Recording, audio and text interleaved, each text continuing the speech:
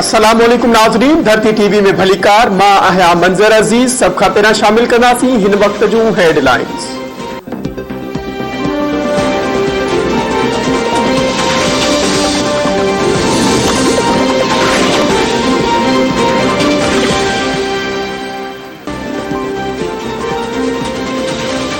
वज़ीर आज़म जी सदारत हेठि वफ़ाक़ी काबीना जो इजलास। सियालकोट थाने जी मुज़म्मत जवाबदारनि जो ट्रायल जल्द शुरू करण जो फ़ैसिलो। जनवरी 2022 में राशन प्रोग्राम शुरू करण जो ऐलान। पेट्रोलियम डीलर जो मार्जन ₹1.99 वधाइण जी मंज़ूरी। अफ़गान शहरिन के पाकिस्तान में ॿियनि मुल्कनि ॾांहुं हवाई सफ़र की इजाज़त ॾिनी वई। काबीना इजलास में इलेक्ट्रॉनिक वोटिंग मशीन बाबत ब्रीफिंग ॾिनी वई। काबीना इजलास बाबत मीडिया के ब्रीफिंग ॾिने सूद समाज वफ़ाक़ी वज़ीर फवाद चौधरी चयो आहे त मुखालिफ़ धुर EVM के चेक करण चाहे त भली करे इलेक्शन कमीशन के इलेक्ट्रॉनिक वोटिंग मशीन बाबत पूरी तसल्ली करण घुर्जे ऐं उनखे समझण घुर्जे। EVM जो मकसद आज़ाद ऐं शफ़ाफ़ चूंडू कराइण आहे। ओवरसीज़ पाकिस्तानी बाबत मुहिम नून लीग ऐं पीपल्स पार्टी की मुहिम सियासी खुदकशी आहे। फवाद चौधरी चयो आहे त हर शइ ते सब्सिडी नथी ॾेई सघिजे। जन शयुनि जी ज़रूरत आहे उहे सब्सिडाइज़ कयूं वयूं आहिनि।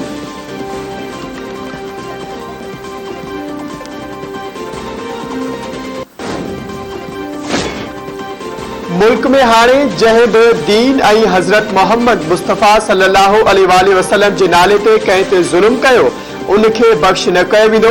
इस्लामाबाद में वज़ीर आज़म इमरान खान पिरांता कुमारा जी याद में थियल तक़रीब के ख़िताब कंदे वज़ीर आज़म इमरान खान चयो त सियालकोट वाक़ियो अफ़सोसनाक ऐं शर्मनाक आहे। मुल्क अदना जी बहादुरी ऐं जुरत ते खेनि फ़ख़ुर आहे। हिकु बाइख़लाक़ शख़्स पूरी फ़ौज हूंदो आहे। इंसाननि जे मुआशरे में इंसाफ़ थींदो आहे। जानवरनि जे मुआशरे में कमज़ोर जी का बि अहमियत न हूंदी। रहमतुल्लिल आलमीन सल्लल्लाहु अलैहि वसल्लम इंसाननि लाइ सदाई अमन ऐं भाईचारे जो दरस ॾिनो आहे।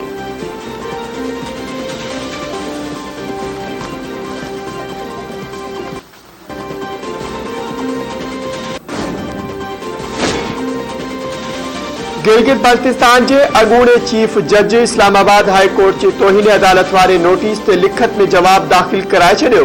राणा शमीम जो चवण है त हल्फी बयान पब्लिक न करण सबब संदस खिलाफ तोहिन अदालत की कार्रवाई नथी थी सके।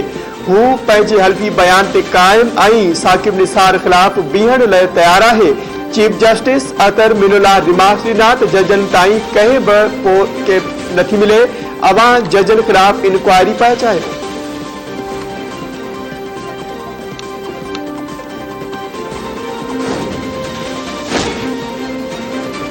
अगूणे चीफ जस्टिस साकिब निसार खिलाफ बयान ॾींदड़ गिलगित बल्तिस्तान के अगूणे चीफ जज राणा शमीम जा अहज वधी विया।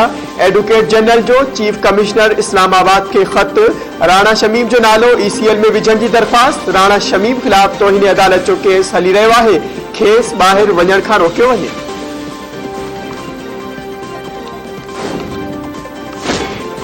सिंध सरकार ऐं वर्ल्ड बैंक विच में पानी की फराहमी बाबत मुआहिदो। वरे वज़ीर सैयद मुराद अली शाह चयो आहे त आलमी बैंक के ग्रुप IFC के सहकार से खानगी कंपनी ज़रिए मनसूबो तैयार कयो वेंदो। रोज़ानू 65 मिलियन गैलर पानी कींजर का कराची के मुहैया कयो वेंदो। मनसूबे से वाटर बोर्ड के 100 MGD कैनाल की बहाली थींदी ऐं कंहिं हद ताईं कराची जो पानी वारो मसलो भी हल थी वेंदो।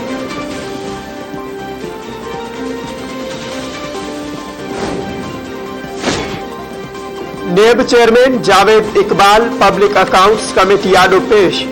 PAC चेयरमैन राणा तनवीर नेब चेयरमैन से मुखातिब थींदे चयो त अवां हाज़िर थियण में ॾाढी देर लगाए छॾी। अवां नेब जो मौक़िफ़ मीडिया के ॿुधायो त पर पब्लिक अकाउंट्स कमेटी आडो पेश नथा थियो। नेब चेयरमैन वराणियो त हू मुग़ल बादशाह नाहे। PAC आडो छो पेश नथो थी सघे। PAC पारां करप्शन केसनि जी तफ़सील लाइ ख़ासि इजलास घुराइण जो फ़ैसिलो।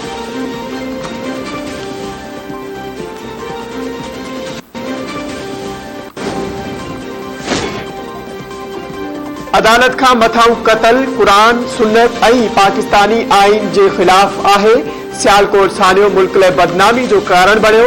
आलिमन सगोरन जी इस्लामाबाद में श्रीलंकन हाई कमिश्नर से मुलाकात। मुफ्ती तकी उस्मानी हामिद सईद काज़मी मौलाना अब्बुल खैर आज़ाद ऐं ॿियनि आलिमन जी मुज़म्मत। मक़तूल प्रांता कुमारा के पोइरन की माली मदद करण की अपील। श्रीलंकन हाई कमिश्नर जो चवणु आहे त अहिड़ो वाक़ियो दुनिया में किथे बि न थियणु घुरिजे हा। हर साल रिवायती परेड थींदी आहे। हिन भेरे 23 मार्च ते अवामी परेड थींदी। 23 मार्च पाकिस्तान के आइन मूजिब हलाइण जो ॾींहुं आहे। पाकिस्तान के कायदे आज़म जो पाकिस्तान बणायो वेंदो।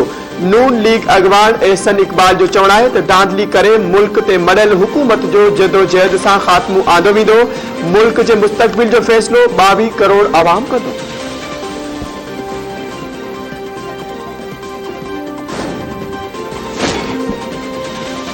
वफ़ाक़ी घरू वज़ीर शेख रशीद PDM के 23 मार्च ते ऐलानियल लॉन्ग मार्च मुलतवी करण जी अपील करे छड़ी। संदसि चवणु आहे त दुनिया जी वाहिद अपोज़िशन आहे जंहिं मुल्क जे क़ौमी ॾींहं ते लॉन्ग मार्च जो ऐलान कयो। क़ौम खे इंतिहा पसंदी जे ख़ात्मे लाइ मुतहद थियणो पवंदो। मीडिया खे बि वधंदड़ इंतिहा पसंदी जे ख़ात्मे लाइ किरदार अदा करणु घुरिजे। इस्लामाबाद में प्रेस कॉन्फ्रेंस दौरान शेख रशीद चयो त का निगरान हुकूमत न पई अचे। इमरान ख़ान 5 साल पूरा कंदो। सवात ऐं भरपासे वारनि इलाइक़नि में ज़िलज़िलो रेक्टर स्केल ते ज़ोर 4.4 रिकॉर्ड कयो वियो। अमरीकी जियोलॉजिकल सर्वे मूजिब ज़िलज़िले जी गहराई ज़मीन अंदर 145 किलोमीटर हुई।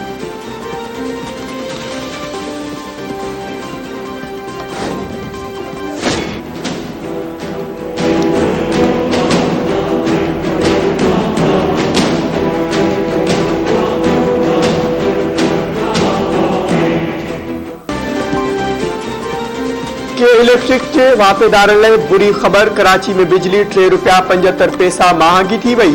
नेपरा सिंध जी राजधानी वारे शहर में बिजली महांगी करण बाबति फ़ैसिलो जारी करे छॾियो। माहवार फ्यूल प्राइस एडजस्टमेंट जी मद में वधायल बिजली अघ सेप्टेंबर खां लागू थींदा।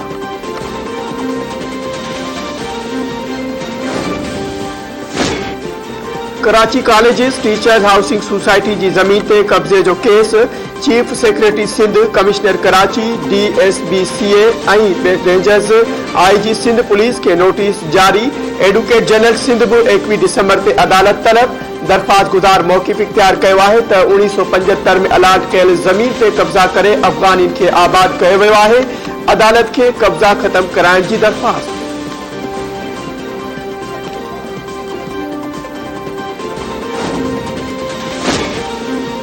ढाका टेस्ट मैच जे चौथे ॾींहं जी पुॼाणी। मेज़बान बांग्लादेश तूं 7 विकेटनि जे नुक़सान ते 76 रन्सूं।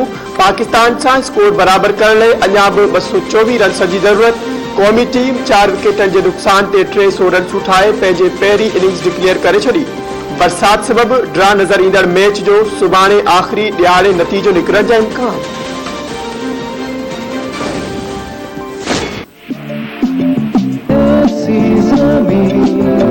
और आसमां इनके सिवा जाना कहाँ।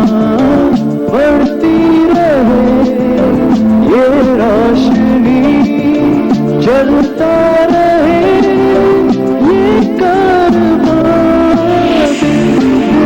पाकिस्तान जा पाकिस्तान। इलाही तेरी चौखट पर भिखारी बन के आया हूँ। सरापा फ़क्र हूँ, इज्जो नदामत साथ लाया हूँ। इलाही तेरी चौखट पर भिखारी बन के आया हूँ। नाम्यारे मौसीकार नात ख़्वां ऐं मुबलिक जुनेद जमशेद जे विछोड़े खे 5 वरहे मुकमल। 2004 में मौसीकी छॾे नात ख़्वानी शुरू कंदड़ जुनेद जमशेद 7 दिसंबर 2016 ते जहाज़ हादसे में शहीद थी वियो हो। संदसि ॻायल नातूं तोड़े गाना अॼु बि वधाउ में मक़बूल।